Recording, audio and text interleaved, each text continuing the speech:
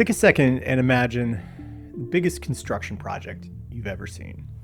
A new airport, maybe a suspension bridge, something that dominates the skyline. Now multiply that by like 1,000, because that's roughly what the world is about to spend on data centers in the race to build artificial intelligence.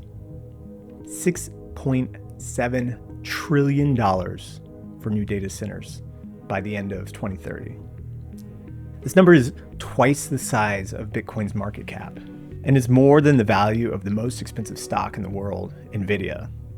Everything about society is going to have to be reworked. But who's writing all these checks? Well, the majority of it is the hyperscalers. That's Microsoft, Alphabet, Meta, Amazon, and that's just the public clouds. Last summer, private credit giant Blackstone teamed up with Magnetar to hand CoreWeave, which used to be a Bitcoin miner, but is now doing AI data centers. Well, they gave them $7.5 billion in a debt package. It was the largest asset-backed loan in the entirety of private credit's history. So what's left after that? Well, roughly about $2 trillion, according to McKinsey. And this isn't for the hyperscalers. It's for the middle and everybody in the long tail. Co-location centers, regional AI startups, edge compute builders who are dropping like 5 megawatt containers next to wind farm factories and even on cruise ships.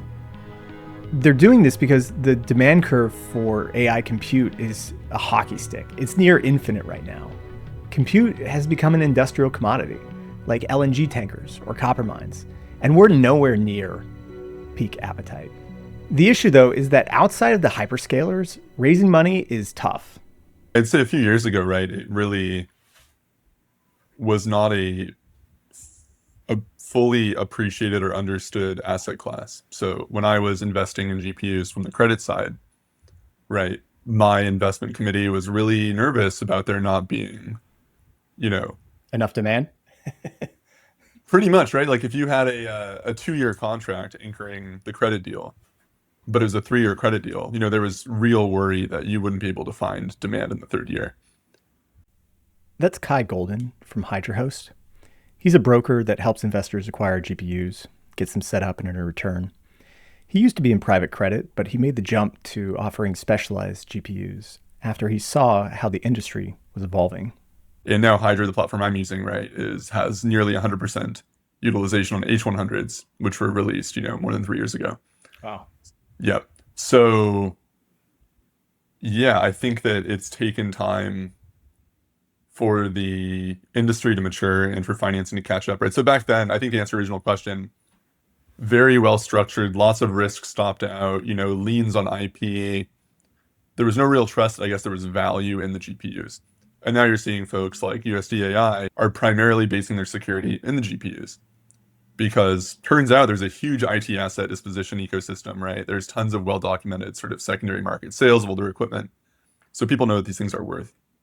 But it's definitely no longer seen as sort of an exotic or highly specialized asset class. It's just like a forklift. The GPUs are the actual machines that the work is being done on.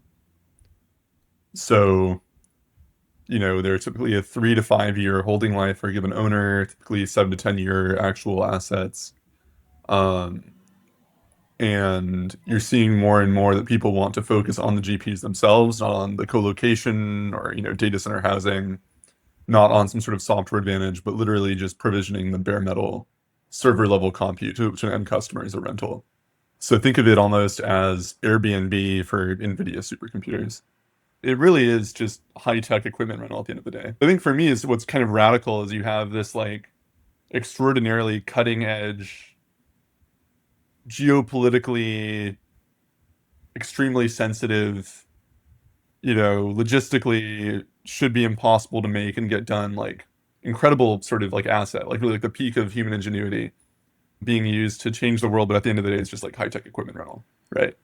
So I think that's what's kind of fun about it is like it's a way to get exposure to AI, like to the cutting edge, to kind of where there is like a level of uncertainty and excitement, but with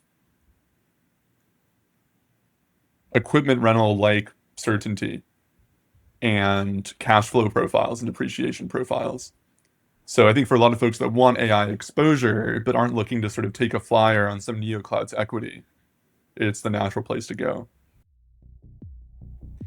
GPUs may power the greatest tech breakthrough of our lifetime, but at the end of the day, they're still hardware that can be bought, sold, and collateralized, like any other piece of equipment. The money that buys them, though, is split into two very different worlds. At the top tier, you have the hyperscalers with billion-dollar balance sheets who can just get a bank on speed dial and get a 10-figure loan, and then go break ground on a new data center before lunch. The other tier is everybody else. People that just want to invest a few $1,000,000 worth into AI infrastructure, but their path runs through private credit funds that treat GPUs as exotic collateral, requiring months of diligence and a thicket of covenants that would make anyone wince. So we're witnessing the most explosive technology boom since the birth of the internet, and yet half the market is jammed in 20th century financing gears. And this is exactly where USD.ai comes into play, because they want to treat every single rack of GPUs, big or small, like a dollar-backed on-chain mortgage. And this is kind of what USD.ai really is. It's a way to scale the long tail for these participants so that they don't have to be as big as CoreWeave and they don't have to be as big as OpenAI. They can get a loan against their individual assets, against the asset itself, something that crypto is very good at. They don't care about your FICO score. They care, or like your quote unquote, what credit really is, right? Credit's your ability to pay back based on your cash flows. We don't care about that. We care about your hardware and the hardware value and making sure that hardware has deep debt capital markets behind it by being extremely programmatic. That's David Choi. He's one of the co-founders of USD.ai. And let's just think about what he was saying for a moment. On the one hand, we have investors, which are family offices, hedge funds, private credit desks. All of these people see GPUs as a cash yielding machine. They don't need a stake in the next chatbot. They want a rack that rents out by the hour and pays like clockwork. On the other hand, you have AI builders, startups, and these people don't want to tie up half of their seed or Series A in hardware that they have to maintain and is going to be obsolete in a couple of years. They'd rather rent the compute the way they rent office desks, by the month or even by the minute. And so this turns GPUs into a bona fide commodity. The pricing is completely visible. The demand is global.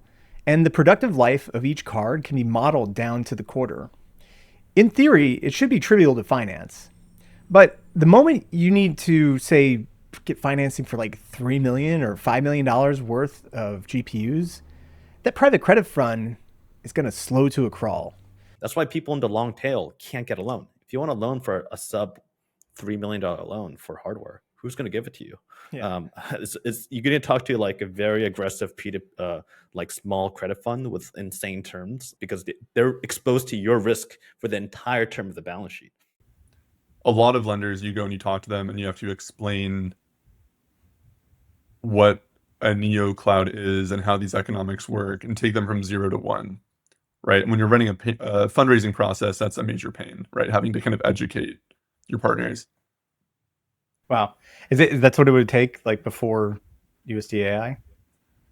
Oh, sure. Yeah. It would take, a month to get to a term sheet and then a whole bunch of legal and, a whole lot of sort of professional services to sort of reinvent the wheel each time. So, with USD.ai, it really is, making sure that, one, the co-location center, so the place you're actually housing these GPUs is safe. And secondly, right, that there's actually going to be a source of returns and that you can, get your money back. And then most other stuff at this point is totally automated, right? Here's why USD.ai stands out. It strips away all the usual private credit headaches, the months of back and forth, the fees, the covenants, and just boils everything down to 3 questions. Do you have good collateral with the GPUs? Are they in a solid data center?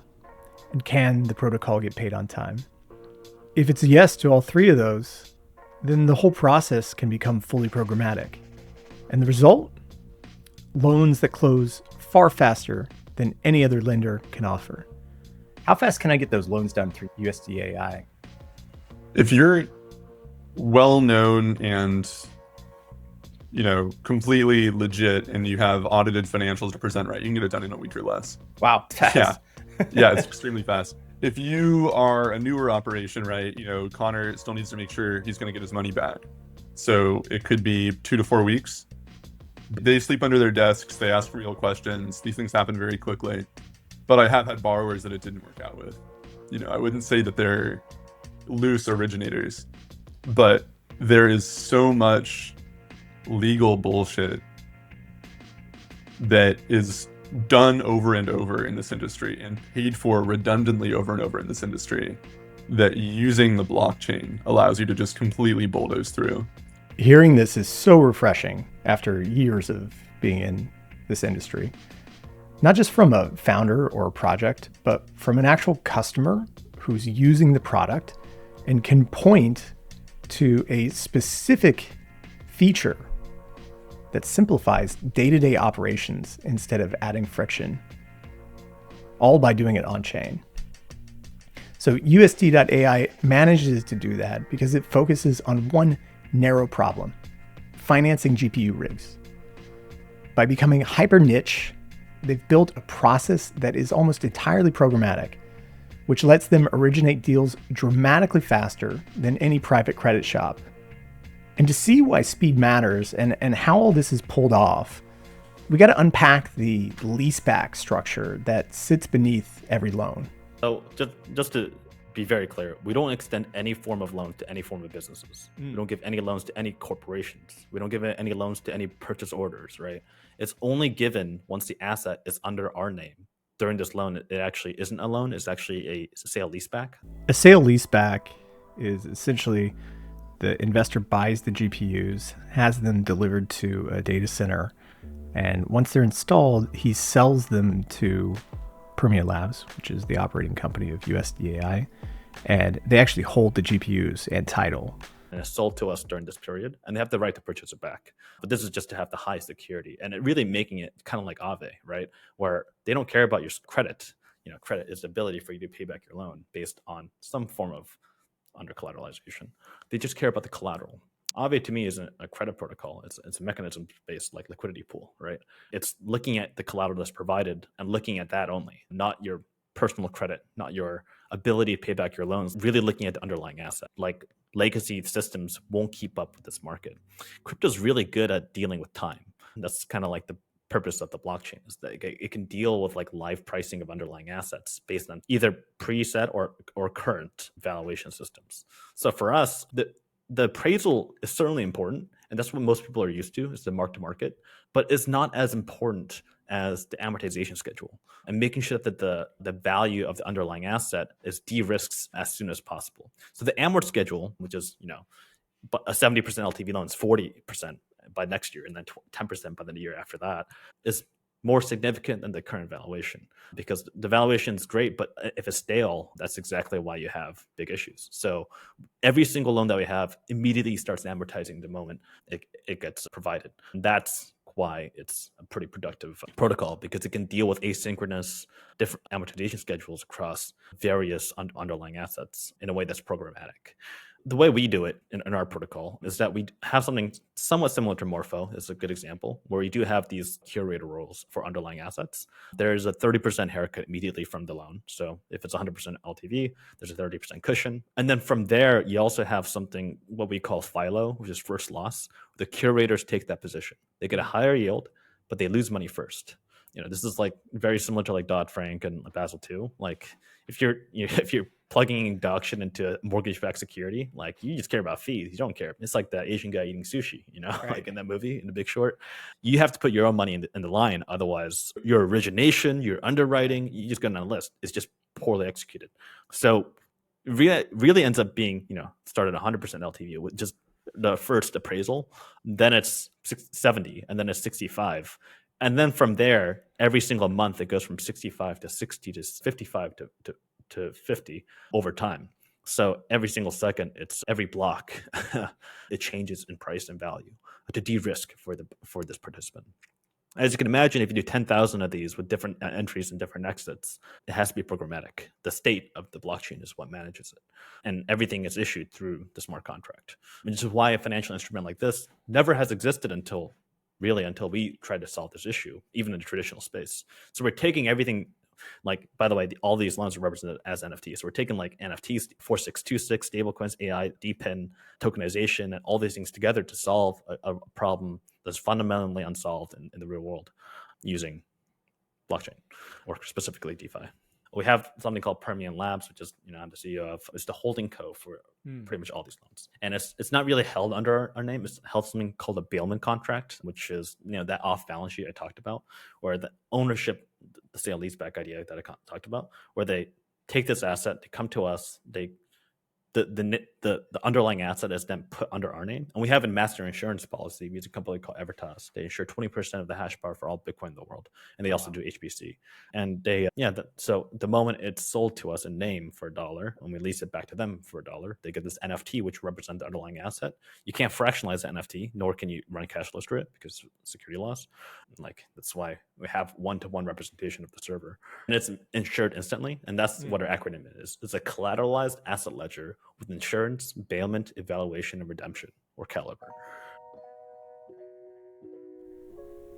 Let me put what David just walked through into terms that you might understand, which is rental property.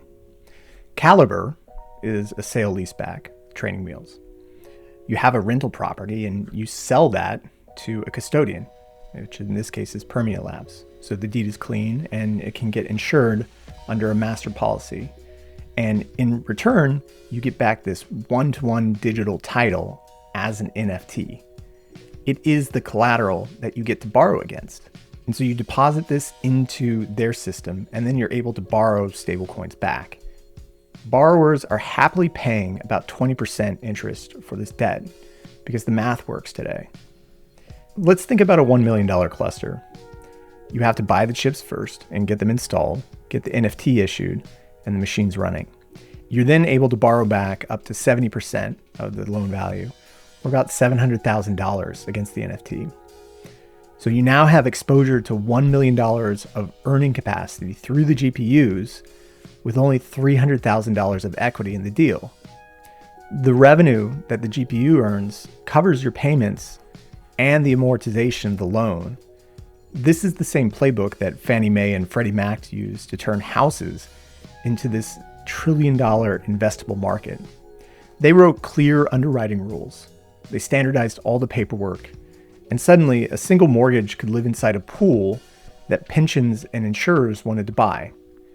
And USD.ai can be that standard setter for AI infrastructure, providing clear rules, clean titles, predictable paydowns, and a secondary market that can actually price these loans clearly and transparently. And the best part of all of this is that this project is just not tokenizing some off-chain securitized asset. They're not just putting a wrapper around a treasury bill or a house or some other off-chain asset. It's not what they're doing. Like, I don't really see a reason why you should bring TradFi stuff on chain. Nobody asked for it. No. And it's such a small market. Think about it. Like, it's like less than 100 billion. That's like one fund in TradFi.